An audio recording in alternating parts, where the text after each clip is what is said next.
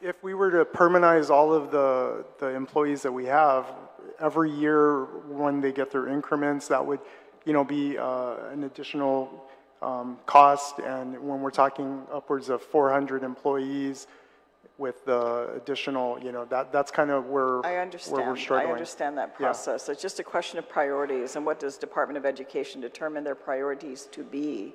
Because it does seem strange that, these children that have special needs that are, again, our mission, right, as the children, are not being funded. I understand if anyone's in that position that they don't have any stability of employment, and especially it is a challenging position. I can understand the dynamics that's being created here, but it's a question of priority for DOE.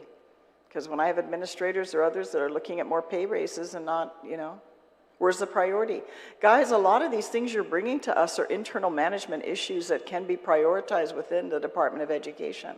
I'm sure there are other areas that could be cut. There's probably a few administrators we could sacrifice even. If the need is there to do it, then so be it. A lot of these are management tools that are available to your leadership to address. And I only say that because I've run major operations in this government, and these things we're not running down to the legislature saying, can you do this for us?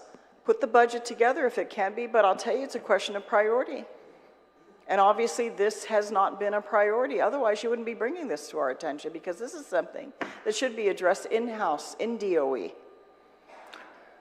If I may, Senator, I do agree that prioritization is necessary, but with all the changes and challenges that the department is going through, the funding is just not going to be there. It's not enough to address. If it's not one thing, it's another.